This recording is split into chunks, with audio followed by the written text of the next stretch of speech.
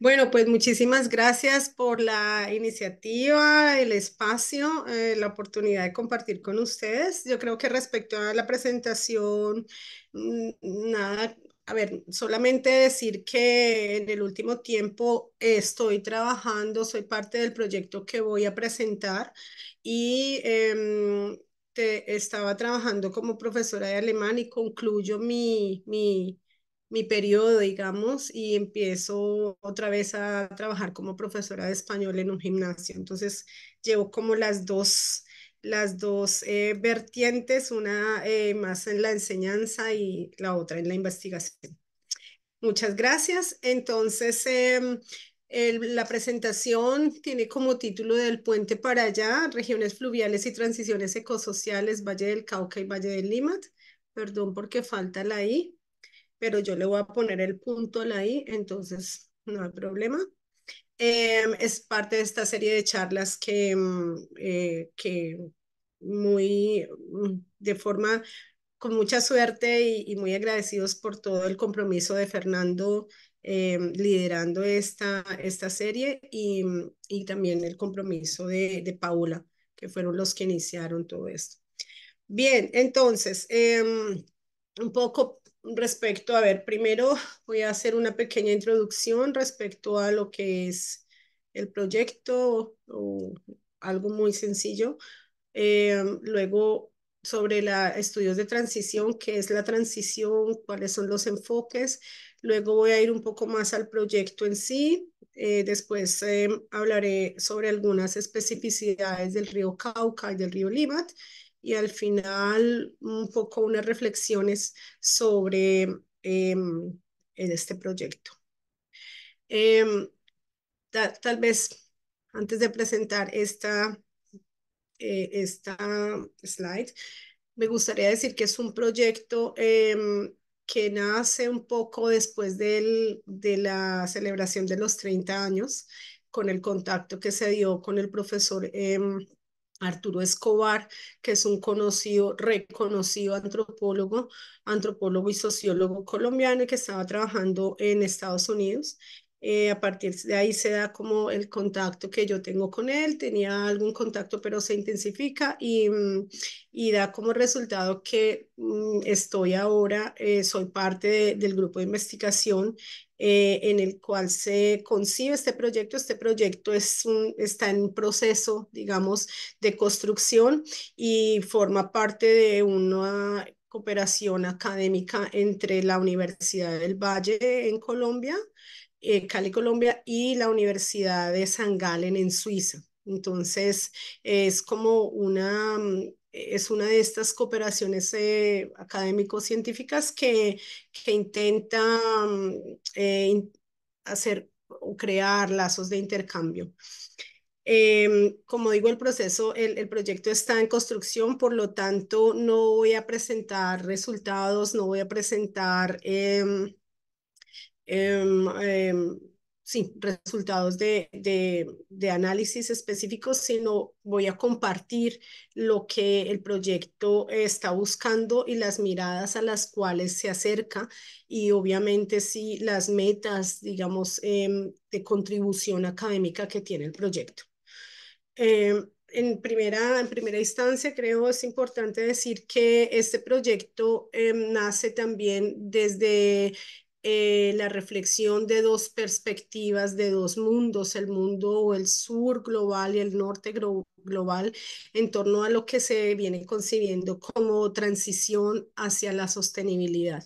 En ese sentido, de pronto es importante decir que en español tenemos el otro término, no es sostenibilidad, sino sustentabilidad, y muchos investigadores hacen hincapié, énfasis en la diferenciación entre sostenibilidad y sustentabilidad, porque la sustentabilidad está mucho más concebida en un aspecto ontológico o en un marco ontológico en donde hay otra relación, hay una interdependencia entre las entidades que quieren transicionar hacia escenarios sustentables. Mientras en la sostenibilidad hay una visión mucho más antropocéntrica de cómo sucede esa transición para, bueno, para crear escenarios de sostenibilidad, pero con unas formas más independientes entre la relación de las entidades. De pronto, al final voy a ir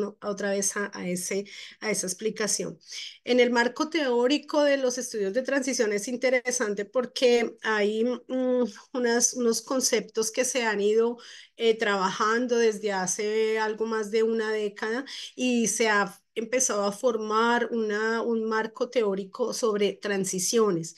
Entonces, las primeras aproximaciones que se hicieron fueron realmente en el términos de la energía, cómo crear escenarios, espacios en donde se hiciera una transición energética y de ahí además se derivan algunas estrategias y algunas políticas globales que tienen que ver con el consumo de energía, cómo buscar alternativas a la energía y demás, que también están ligadas, digamos, a la extensión de monoculturas como el aceite de palma, la caña de azúcar, entre otras. O sea que el primer acercamiento, el primer énfasis que hacen los estudios de transición tiene que ver con una transición hacia otras formas de energía y alternativas, energía alternativa.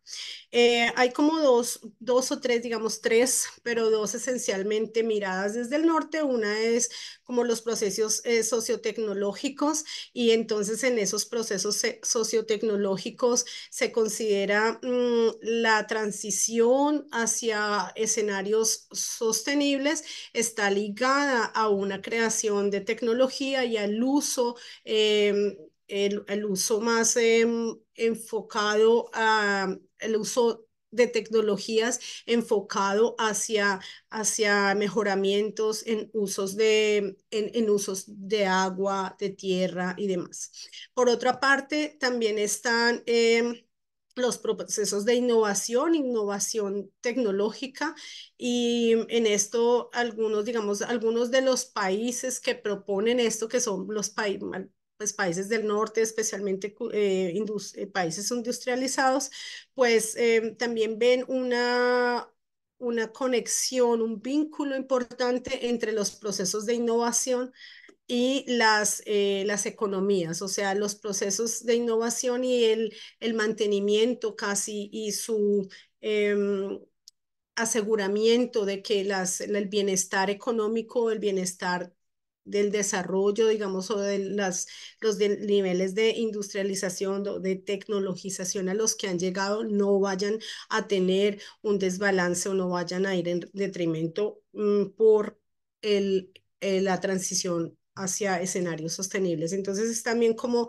buscar ese balance en los, digamos, en escenarios tanto sociales como económicos, pero con una intervención importante de las nuevas tecnologías. Y el otro son procesos de rediseño, que ahí son visiones mucho más propuestas desde el sur. De ahí, esos procesos de rediseño tienen que ver con un rediseño económico, social, tecnológico, pero están, digámoslo, enmarcados en un concepto diferente, en lo que me refería antes, desde es la esencia, lo ontológico de la esencia del ser, de la relación con el humano o lo humano y lo no humano, que se diferencia de manera importante, digamos, entre los dos espacios geográficos o también eso, enmarcados en lo que es sur global y norte global, porque no solamente cuando mencionamos esto de lo global, no solamente nos referimos a espacios geográficos del sur, sino a espacios del norte donde hay un concepto más cercano a, a lo que es, a lo que representan las ontologías, digamos, del sur. Por ejemplo, el buen vivir es una de estas formas, de estos conceptos que vienen más de América Latina, que nacieron también en toda esta forma de concebir la esencia de lo humano, no humano, la relación con el medio ambiente, también en otros contextos que de pronto en este espacio no voy a en los cuales no voy a ahondar porque de pronto no tenemos mucho tiempo, pero si tenemos oportunidad en la sesión de las preguntas lo vamos a tocar. Entonces eso, rediseño porque hay necesidades casi una forma más no de estructura solamente, sino de una concepción hacia otras formas civilizatorias, llamémoslo así. Bien, entonces creo, vamos a pasar ahora a lo que es el proyecto. El proyecto se llama Designing a Framework for Regional Ecosocial Social Transitions. Básicamente tenemos dos regiones, la parte del río Limat, o sí, el río Limat y el río Cauca en el Alto Cauca. Aquí es importante decir que eso, yo creo inicialmente no se trata de una comparación, porque podríamos hacerlo, podríamos utilizar un método comparativo de los casos más diferentes, ¿no? Se pueden comparar los más parecidos, en este caso serían los más diferentes o contextos realmente muy diferentes, pero en el momento no es el propósito como tal hacer una comparación. Podría darse el momento y podríamos de pronto replantear el proyecto y decir, bueno, ¿por qué no comparamos X aspecto con X aspecto en las dos regiones? Podría ser, pero en el momento no se trata de eso, se trata de otras cosas, se trata de mirar cómo suceden las transiciones en la práctica. O sea, tenemos unos marcos teóricos que están también, algunos de ellos eh, están más desarrollados, han sido más trabajados, se han hecho mucho más estudios sobre ellos, otros menos. Entonces se trata de mirar de qué manera podemos verificar, contrastar, complementar estos marcos teóricos en las transiciones en la práctica. Entonces ahí en la práctica venimos a qué prácticas, qué tipos de práctica. Entonces tenemos que mirar, ok, queremos hacer esa revisión de marco teórico, metodológico. Entonces la idea es como revisar cómo suceden las transiciones en el norte y cómo suceden las transiciones en el sur. ¿No? Y cuáles, podemos decir, cuáles patrones, cuáles orientaciones, qué epistemas, qué conceptos son importantes en esas transiciones y a qué responden, ¿no? Entonces ahí por eso contrastar, enriquecer, complementar las diferentes eh, prácticas, digámoslo así, de las transiciones en los espacios norte y sur, en este caso en específico el río Cauca y el río Limat. Y, por supuesto, contribuir en ese marco teórico, político y práctico epistemológico, así lo propone Arturo Escobar, y me parece que tiene todo el sentido porque no solamente es teórico, sino se acerca realmente a un conocimiento científico que aporte a una transformación social. Y en ese sentido, el proyecto está muy enmarcado en un ámbito transdisciplinario en donde no solamente participan universidades, sino participan también comunidades, la idea es que participen también algunas personas de las instituciones, del gobierno, de los dos sitios. Entonces, la idea es cómo hacer de este marco teórico de la transición probablemente más contribuir a una visión de multiplicidad de opciones y complejidad, o sea, analizar justamente eso, las complejidades y una multiplicidad de opciones en las que son posibles las transiciones. Sí, bueno, creo que esto ya lo he dicho. Bien, entonces ahora el río Cauca, un poco mirando las características del río Cauca, es uno de los 5 acuíferos más importantes de Colombia, el segundo río más largo con una longitud de 1.360 kilómetros, que tiene una cuenca entre cordillera central y occidental. El río atraviesa 9 municipios donde habitan 19 millones de personas, cerca del 41% de la población colombiana. Estos son datos que me ha proporcionado el Instituto de la Universidad del Valle con el que estamos haciendo el proyecto y que ha venido haciendo diferentes estudios en el río Cauca. El Valle del Cauca, como valle, tiene una extensión interandina entre los Andes de 4.400, no, 448.000 hectáreas. La foto que ustedes ven al lado izquierdo es una de las fotos que yo he tomado durante mi cita de trabajo, que fue en febrero de este año. Bien, los contextos. Entonces, en el Alto Cauca se ha construido una represa que se llama la represa de la Salvajina. Esto fue en 1985, que alcanza a tener un impacto en la ciudad de Cali. La represa, pues, tiene obviamente un alcance o una expectativa, un propósito con la electricidad y está aunado con el fomento de la industria de la caña de azúcar. Creo que esto es importante aquí hacer un pequeño paréntesis para un poquito explicar que, digamos, en esta región especialmente, la industria de caña de azúcar se ha desarrollado de una forma importante, pero ha causado afectación en diferentes sentidos. Por un lado, ha causado afectación en la transformación, digamos, de los cultivos tradicionales regionales, porque ha desplazado no solamente a la gente, sino las formas, digamos, de cultivo original. Y, por ejemplo, se ha visto que entre 1950 y 1973, ha sido 8 veces, perdón, no, 5 veces más que los cultivos o sea, no, a ver, un momentico, perdón, ha tenido una producción anual 5 veces más que el frijol, la yuca y el banano y 3 veces más que el maíz, el café, la papa, el trigo, el cacao y otros productos.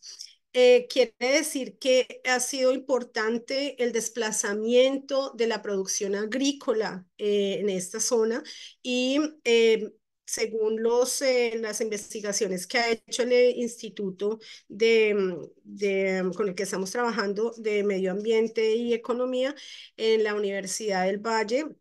Eso también fue posible gracias a parcialmente una colaboración e intervención de japoneses y de la tecnología japonesa en el siglo pasado, y también obviamente la estructura de élites, de familias élites en la región pudo em, em, desarrollar o pudo, o gracias o debido a ello, se pudo implementar como la industria de caña de azúcar y pues obviamente con una perspectiva mucho más internacional, pero con unas afectaciones importantes en la parte regional en términos agrícolas, como lo mencioné, pero también no solamente agrícolas, sino también en el consumo y en el acceso al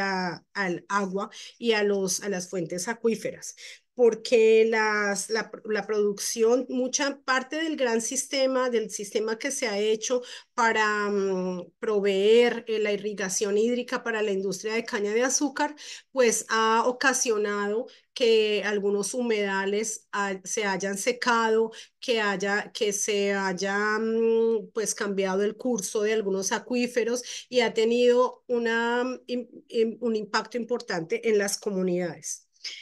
Bien, sí. Entonces, cerrando el paréntesis de la caña, de la industria de caña de azúcar, que entre otras, de pronto antes de cerrarlo, tengo que decir que, claro, mi tema de experticia anterior es ha sido el cultivo de aceite de palma. Y es efectivamente que cuando estos cultivos se vuelven tan extensos, empiezan a tener impactos importantes en diferentes ámbitos en las regiones donde se ubican, ¿no? Entonces, no es una sorpresa, digamos, para mí y es muy interesante que al leer todo esto de la industria de la caña de azúcar, encuentro muchas similitudes porque las extensiones de los monocultivos al parecer tienen unos patrones de impacto que van a incidir en todo el ecosistema, los servicios de ecosistema en las regiones. Bien, ahora sí cierro el paréntesis, entonces sigo con la inundación. En 2000 en 2010 hubo una inundación de 41.000 hectáreas. En esto parece ser que las comunidades locales hicieron un gran lobby para hacer propuestas en contra de toda la represa o mirar cómo se podría optimizar esa situación para mejorar cambiar un poco los impactos que ha tenido para las comunidades. Hay como dos narrativas en oposición, lo que es también casi siempre sucede porque hay un lobby de las asociaciones que son de cultivadoras de caña de azúcar y el otro pues desde la narrativa de las comunidades que han tenido como los efectos directos en ese sentido. Eh, la, ha habido una situación interesante que me parece es un poco diferente a lo del desplazamiento que yo he venido observando en la asociación, en, en el vínculo con la palma de aceite. No son solamente desplazamientos, sino también reasentamientos, pero reasentamientos en donde, pues, según estas comunidades afrodescendientes con las cuales nos hemos encontrado también en febrero, pues han evidenciado y han mostrado evidencia de diferentes problemáticas porque pues es un nuevo hábitat, o sea, les ha tocado realmente acostumbrarse a cosas de pronto que no conocían y para ellos pues todo el manejo de la cuestión hídrica se ha vuelto algo más difícil porque parte de su economía pues tenía que ver con el acceso hídrico. Aquí tenemos unas imágenes que extraje del estudio que han hecho junto con la Universidad del Valle, otros autores, en donde se ve el aumento, el incremento excesivo, digámoslo así, de la extensión de caña de azúcar en el municipio de Palmira, que fue el municipio del el cual se ha estudiado mayormente. Esta es la cuenca hidrográfica del río Cauca. Entonces es bastante extensa. Nuestro estudio realmente abarcaría una pequeña parte de toda esa cuenca. Bueno, entonces aquí lo que el estudio, lo que el proyecto pretende analizar son varias cosas. Por un lado, eso, las aguas comunales y mirar un poco cuál ha sido el plan de manejo ambiental en términos de la construcción de la represa La Salvajina, cuál ha sido la participación comunitaria, qué otras formas de organización comunitaria podrían derivarse o ser propuesta para mejores manejos ambientales, para los planes ambientales de agua que se han propuesto en Colombia. Y de hecho, durante el tiempo que estuvimos allá, visitamos un acueducto comunitario que tienen en una parte cerca algunas de las comunidades. Ahora no me acuerdo exactamente el nombre de este corregimiento, pero bueno, son comunidades, sobre todo afrodescendientes, no solamente, pero la mayoría de ellos sí, que se han unido y hacen una administración comunitaria del agua como alternativa para poder tener acceso al recurso hídrico.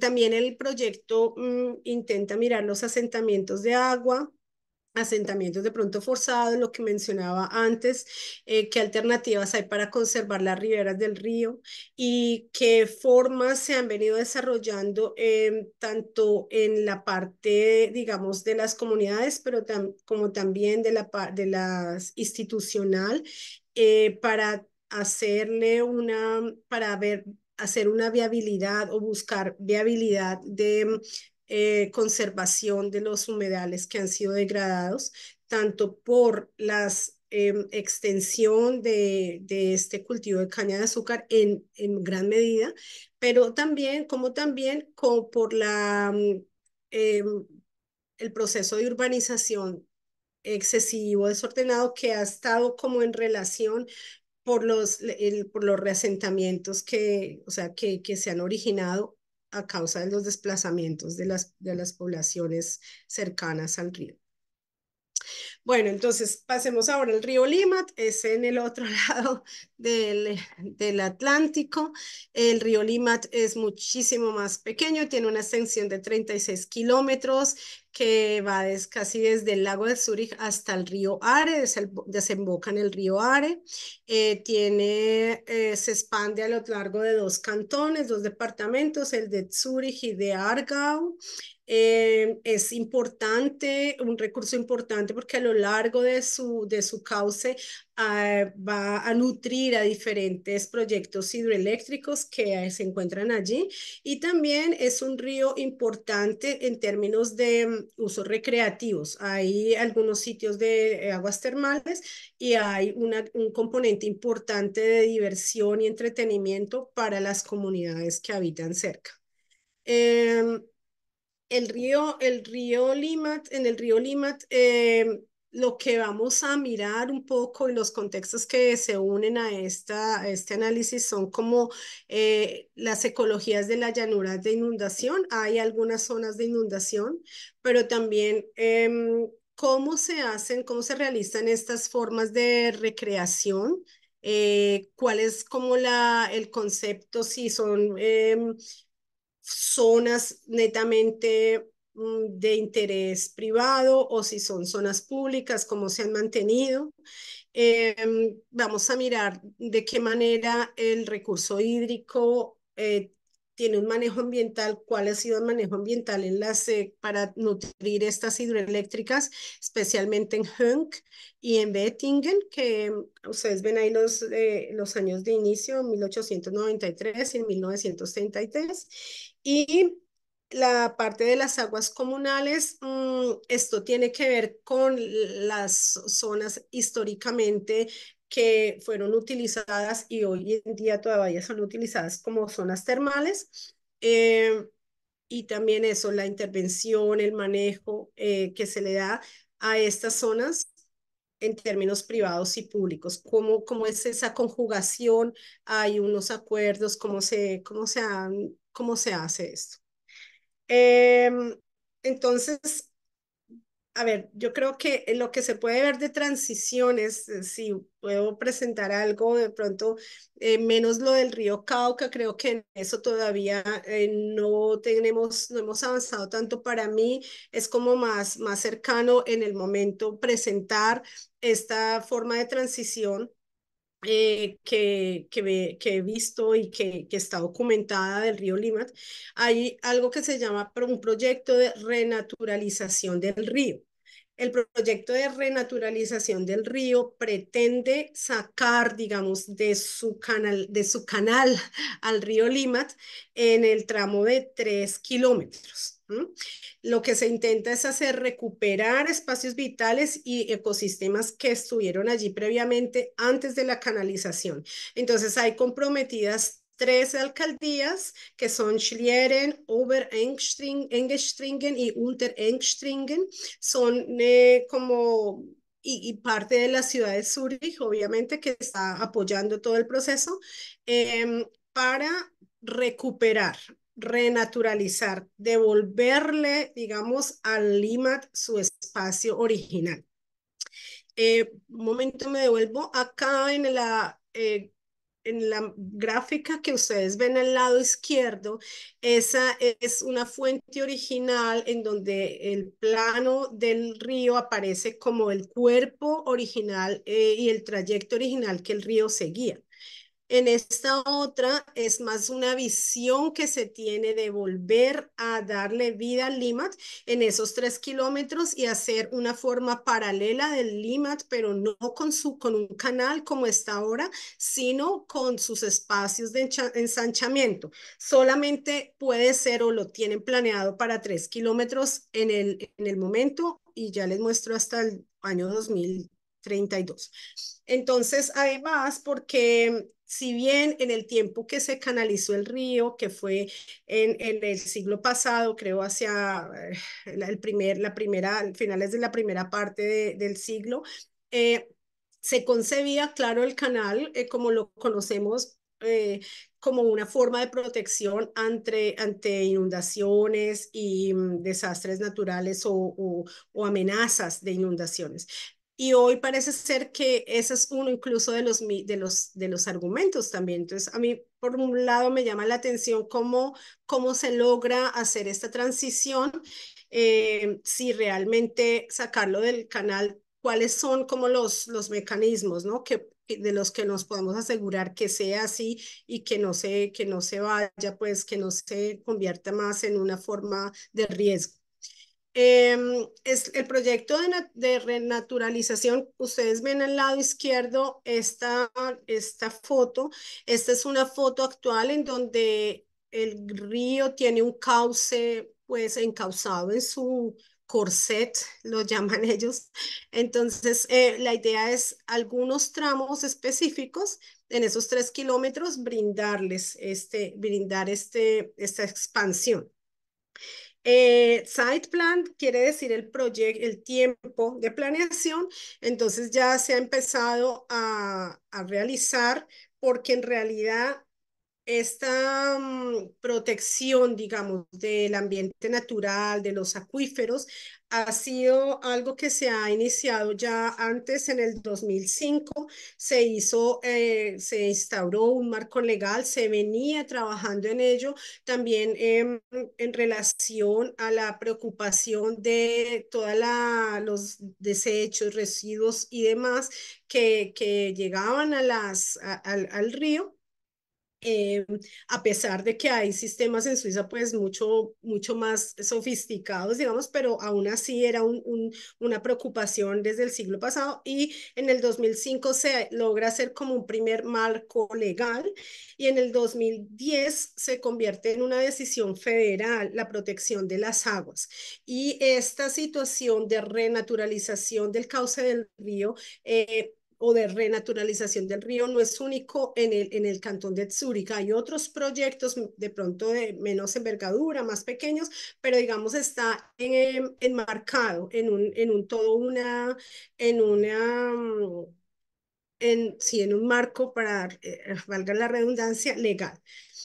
Aquí vemos las fases. Va a ser el proyecto, la construcción del proyecto, después la fase de aprobación, después de la planeación específica, la fase de la construcción, y en el 2032 se prevé la fase de la inauguración, digamos, de ya la apertura de este río o de estos 3 kilómetros.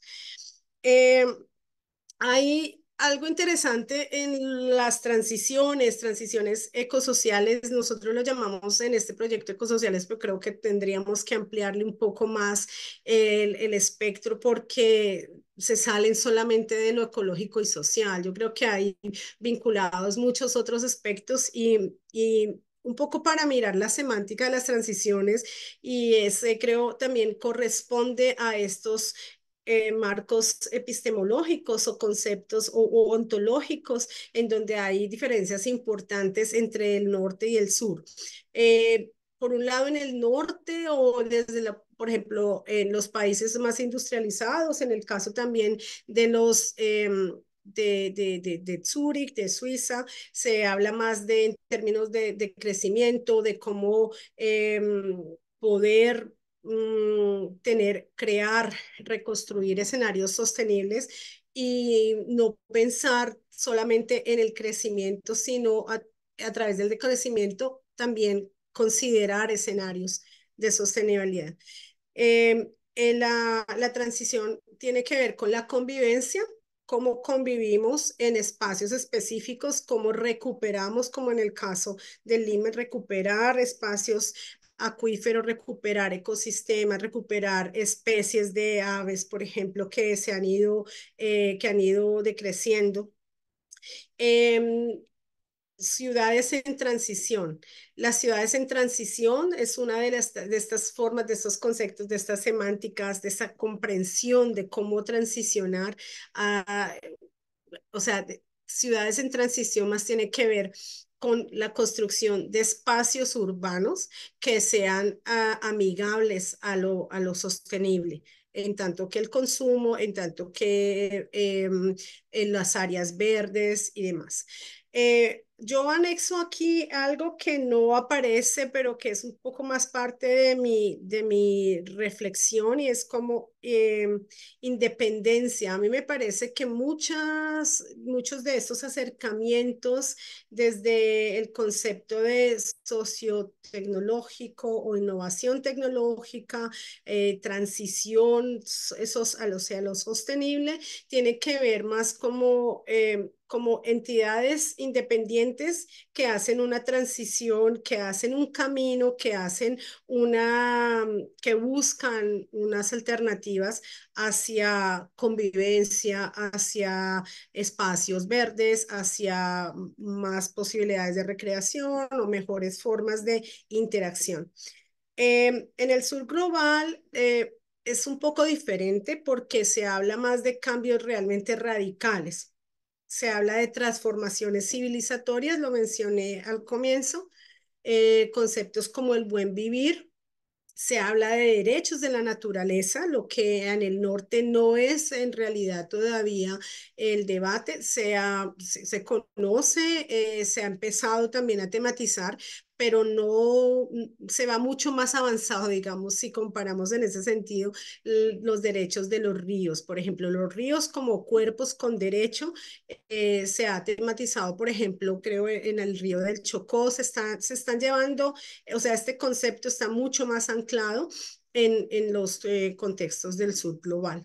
Las lógicas comunales, por ejemplo, son uno de esos conceptos que son muy importantes en las transiciones porque tienen que ver con todo un bagaje histórico, un contexto histórico de desplazamientos, digamos, de usurpación, de conflictos, de poca regulación, de irregularidades en catastro, etcétera, también de tradiciones ancestrales, de consideraciones sobre lo que es el territorio, lo que es la tierra. Entonces, está enmarcado realmente en otro concepto ahí ontológico y epistemológico. Y yo puse también, igual como puse independencias, puse en el otro sur global dependencias porque las lógicas de las transiciones en el sur tienen un sentido mucho más interdependiente y no son concebidas solamente como las entidades aisladas que son independientes y que trabajan para construir un escenario, sino que están mucho más arraigadas en un contexto de dependencia en el sentido positivo de tener cuidado de en cuanto de qué manera este espacio que me provee de, no sé, de un cultivo específico, cómo se puede cuidar, cuál es como mi mi relación, digamos. Y ahí de pronto tiene que ver más lo que hablábamos antes de el concepto entre diferentes entidades que no solamente son humanas, sino que son no humanas y que también son concebidas, sino por todos los de, o sea, las comunidades del sur global, por lo menos por la mayoría de comunidades ancestrales que están pues mucho más cercanas y cuya relación es mucho más cercana con toda la parte de espacios naturales, porque también tienen estos servicios de los ecosistemas o se proveen de esos servicios. Sí, eso sería como un poco la reflexión. Y entonces eso, el proyecto busca centrarse en los cuerpos de agua en transición, cuerpos de agua en transición con comunidades aledañas, cuerpos de agua en transición con instituciones que buscan de todos modos escenarios más sostenibles o más sustentables, cuerpos de agua que están determinados hasta cierta parte y hasta cierto modo por estrategias y respuestas locales y regionales y que son por ello mismo diferentes porque vienen de contextos diferentes, tienen necesidades diferentes, probablemente tienen patrones diferentes y responden también a suplir propósitos diferentes. Lo de relación como sujetos vivientes, creo que es más que todo, tendremos que decirlo más que todo, lo acaba de explicar una perspectiva desde el sur global. Lo mismo como las interdependencias. Me gustaría presentar rápidamente un video cortito.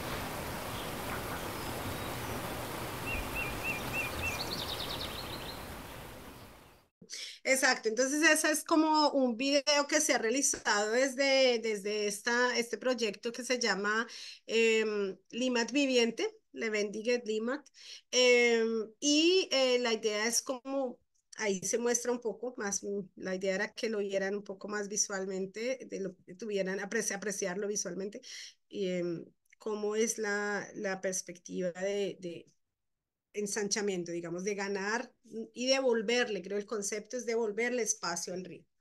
Entonces, con esto he terminado mi presentación. Muchísimas gracias por la posibilidad de compartir con ustedes.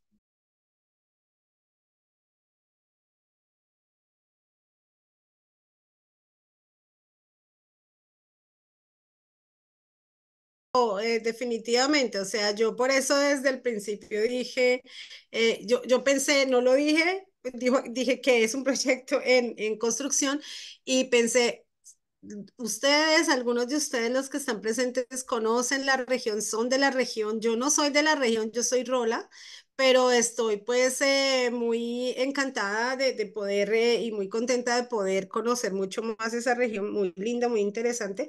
Y además lo que has dicho, creo, bueno, definitivamente el contexto histórico, toda el componente histórico es muy importante, pero yo creo que eso se va a retomar más en relación a la construcción de la hidroeléctrica, de la represa, perdón, de la represa La Salvajina. Y ahí, de todos modos, así como decir, es tan importante que así no lo quisiéramos, siempre está apareciendo, o sea, aparece ese sustrato, ese componente histórico en el relato de las comunidades. O sea, creo que uno ahí ya, si vamos, claro, tenemos de todos modos que de alguna forma como crear un momento de quiebre, porque si nos vamos más allá, probablemente que no vamos a poder concentrarnos en el tema de su lucha por el agua, su lucha por el acceso al agua, pero definitivamente pues es un aspecto importantísimo, especialmente con las comunidades afrodescendientes que han sido desplazadas muchas veces y han ido de sitio en sitio buscando también pues sus nichos y sus refugios. O sea,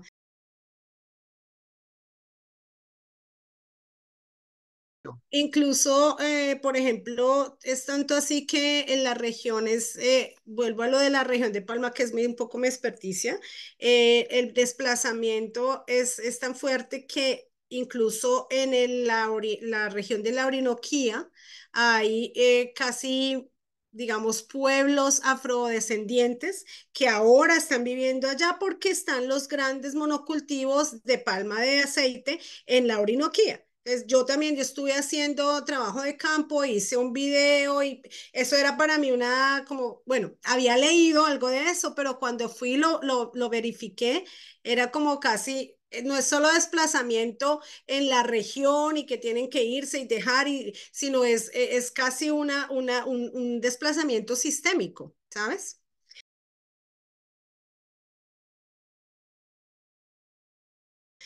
Por otra parte, la parte que mencionas de la influencia política a nivel nacional del monocultivo de caña de azúcar, yo creo que incluso, por ejemplo, en el monocultivo de caña de palma de aceite, se podría se podría afirmar que ese monocultivo y el desarrollo que ha tenido la industria de palma de aceite en Colombia no sería posible sin todos los subsidios del Estado y toda la lobby político que se ha hecho. O sea, yo creo que es un tema similar en donde definitivamente sí, o sea, los monocultivos, las industrias como estas de expansión de monocultivo, no funcionan, incluso con, digamos, sea, en el caso de la palma de aceite ha sido así que muchos dineros se han destinado para la investigación, para la extensión, para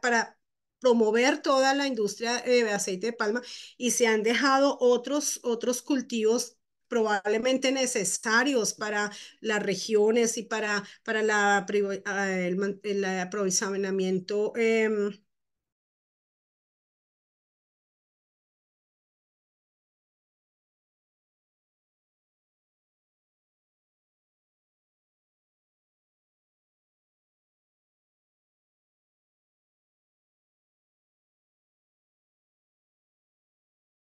Sí, perdón, bueno, solo para decir, sí, lo dije rápidamente, pero dije que es una buena idea, que me parece bien, no ahondé en eso, pero creo que ahí también, cuando estaba yo leyendo toda la parte de que lo que significa, qué significa de todos modos esa renaturalización o ese volverle a dar espacio al río, significa también mover algunos de estos pequeños jardines o espacios para cultivo que tienen algunas familias que no tienen jardín, que no tienen acceso a su jardín y que allá cultivan. Ustedes no sé si allá, ustedes, aquí en Suiza existe esa posibilidad de que hay algunas áreas en donde te puedes inscribir, puedes como tomar en renta, en préstamo. Yo no sé bien cómo funciona, si se paga algo por un espacio pequeño y eso sería, significaría de todos modos un reasentamiento de esos lugares que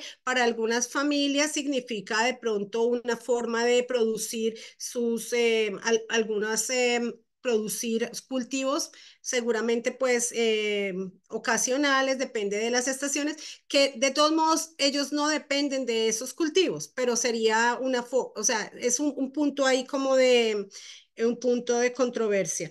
Y lo otro hay una, digamos, es renaturalizar todo, hay una forma de un poco una crítica, porque en algunos sentidos se ve como si fuera una forma artificial de renaturalizar.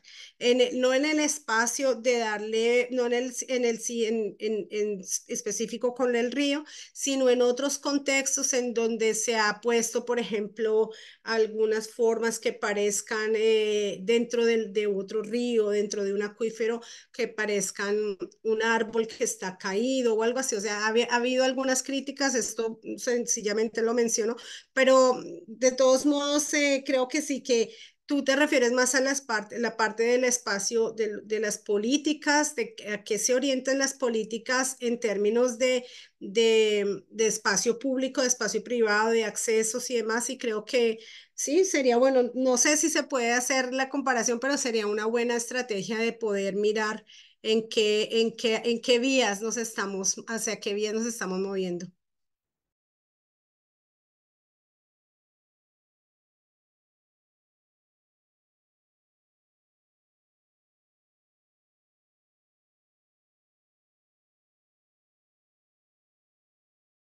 Sí, creo, digamos, a raíz de todo lo que, ¿cómo decir? Sí, son dos narrativas o son narrativas en oposición, porque por un lado, pues el desarrollo de industrias como la caña de azúcar, como la palma de aceite, que han significado para algunos una ganancia y que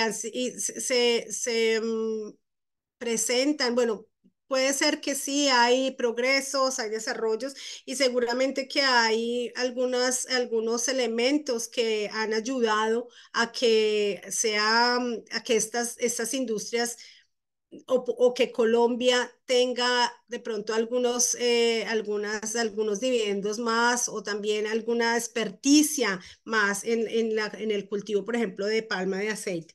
Pero esto ha sido en detrimento, ¿no? En detrimento de eso, de la extensión de grandes porciones de tierra o grandes hectáreas de tierra, donde ha habido desplazamiento de comunidades, desplazamiento de culturas, desplazamiento de formas de organización, desplazamiento de formas de producción, donde ha habido lo que mencionaba también César antes, ha habido un desplazamiento hacia el uso de tierras menos fértiles, ¿no?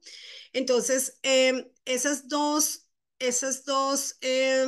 narrativas que no es solamente en América Latina, o sea, que no es solamente en Colombia, es en América Latina y también en Asia, porque la extensión de monocultivos es especialmente en los países del sur donde existen todas las condiciones climáticas para que se puedan dar estos cultivos. Entonces, a raíz de eso pues hay toda una narrativa que viene en oposición a una forma de desarrollo llamado desarrollo, que en realidad no es el desarrollo, digamos, social y económico para todos, ¿no? Sino que en realidad es una captación de unos beneficios, utilidades que están en dominio de algunos actores específicos y que una de las cosas más fuertes, digamos, es como el impacto a nivel regional. Aparte de que esas utilidades no son, digamos, distribuidas y redistribuidas de una manera equitativa, en las regiones se convierten casi en ejes de desarrollo para beneficios, digamos, globales, no para de beneficios de desarrollo en términos de competitividad regional dentro de la nación misma, ¿no? Entonces, por ejemplo, en lo de la palma de aceite existen 4 regiones y la región de la Orinoquía, nosotros diríamos, bueno, entonces el desarrollo de la industria, de esta industria, tendría que ver con una mejor distribución de la tierra para evitar los conflictos, el cambio de usos de la tierra beneficiaría la productividad, pero no es así. Entonces, la concentración de tierra, la concentración de utilidades, de beneficios, está siendo pues manejada, digamos, por unos pocos, y eso tiene también lo que decía antes.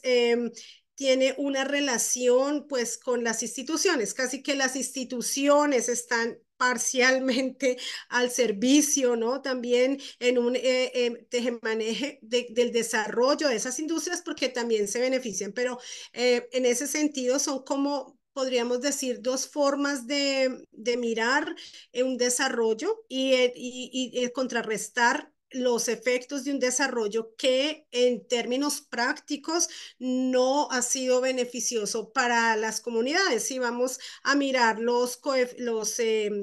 estos valores y validar cómo se han transformado, por ejemplo, las regiones palmeras en Colombia, que hablo de mi experticia porque la caña de azúcar no es mi experticia.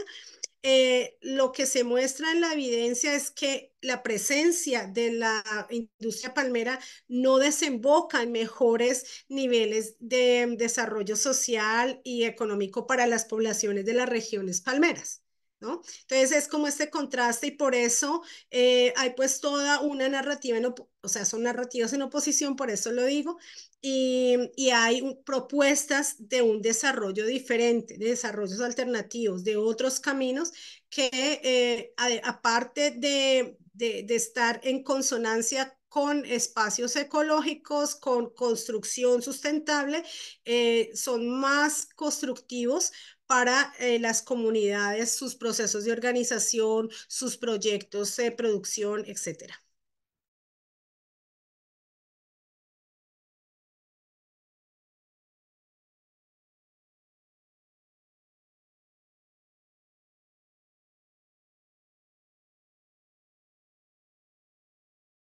Bueno, a ver, el buen vivir no es el buen vivir no es un concepto de Colombia, no nace de las comunidades afrodescendientes. No tiene en realidad nada que ver con el vivir sabroso que ha sido el lema de la vicepresidenta. Es otro, digamos que es un concepto que nace más de las comunidades ancestrales de Ecuador y Bolivia, y tiene que ver con una relación con la Pachamama, con los recursos naturales, digamos. El buen vivir tiene que ver con una lógica comunal, ¿no? O sea, no tiene, es muy previo, es muy anterior digamos, a lo que estamos viviendo. Yo diría que es incluso de finales del siglo pasado y se inscribe en todo el concepto de cómo nosotros nos relacionamos con los recursos naturales y es un poco más también una forma contestataria a toda el extractivismo y el neoextractivismo a través de diferentes actores, compañías y demás, ¿no? Entonces, no es un concepto de un estado, digamos, estado no en el estado institucional, sino en el estado de estar, de sentir, sino es un concepto realmente relacional con los recursos naturales y, y un poco más realmente retomando las formas de producción, respetando, por ejemplo, el buen vivir. Retoma la forma de respetar los ciclos de la naturaleza, que era como se orientaban, ¿no?, las culturas ancestrales antes, digamos, ¿no?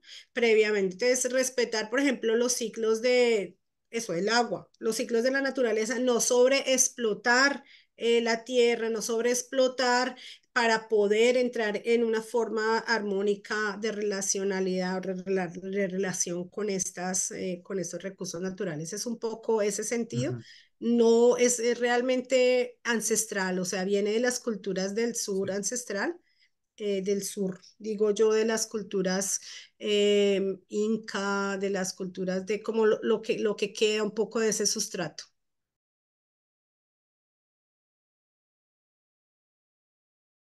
Bueno, yo dije que al principio, no sé si tú estuviste al principio, pero yo dije que no era una comparación, no era una comparación.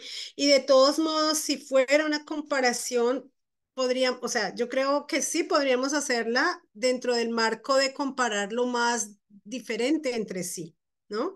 En la metodología de comparación tenemos esas dos posibilidades, comparar the most different, lo más diferente y lo más similar.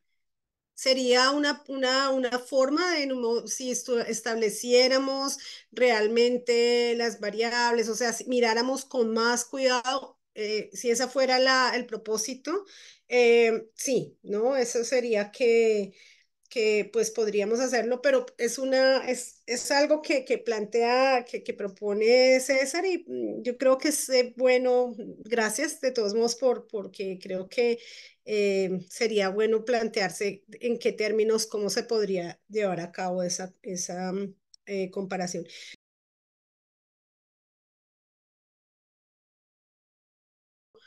Estos cultivos, estos cultivos, digamos, o monocultivos, se convierten en commodities finalmente, ¿no?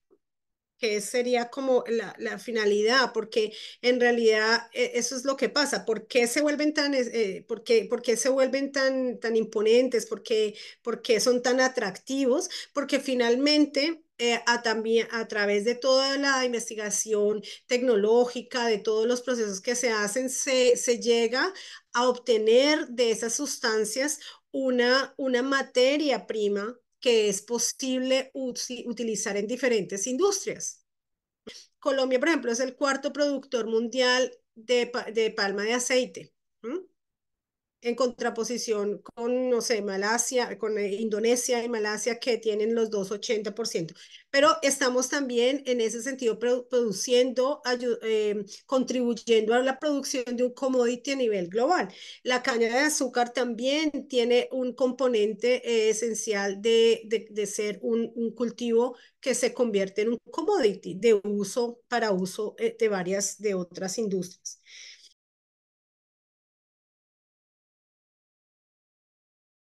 La parte de ontología no es clara de pronto.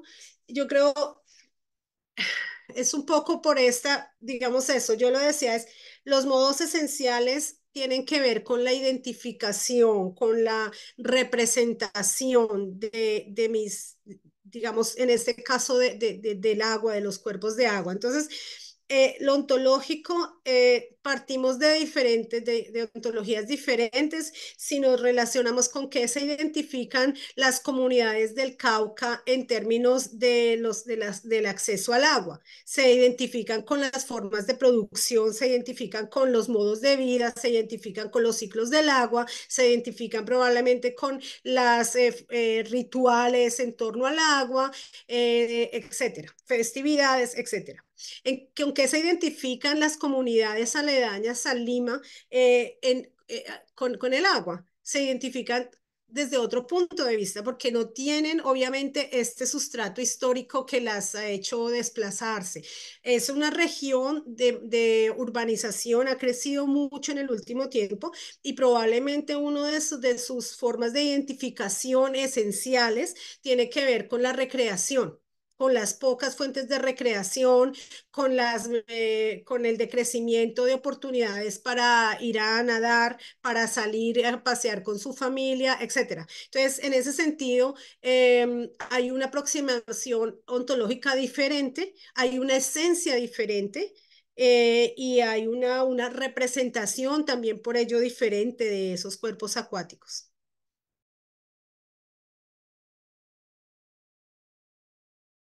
Sí, muchas gracias. Yo creo que respecto de pronto, de manera rápida, el tema del buen vivir, yo creo que algo interesante que hay en ese concepto es también algo, como esa dimensión poco espiritual, cuando yo hablo de lo humano, lo no humano, lo inmaterial, lo material, lo inmaterial en el concepto del buen vivir está muy bien expresado esa interdependencia. Y creo que, por ejemplo, esto es algo que no es parte, que no es un parte del concepto de la convivencia o de las transiciones en el norte. Yo creo que es algo, una dimensión que no aparece, pues lo que yo he estado leyendo hasta ahora y me parece que en eso hay un componente adicional que es también otra perspectiva y tiene que ver pues con lo de la educación que dices, Carolina, porque no es solamente la educación como educación ambiental de lo que nos den y de la cantidad de información que recibamos, sino de la formación también, de la formación intergeneracional, de lo que recibamos, de los valores con los que también de nuestra cosmovisión finalmente. Y creo que esa parte del buen vivir está muy relacionada con Sí. cómo damos a las próximas generaciones esta idea de la cosmovisión, eh, ligada a una armonía ambiental.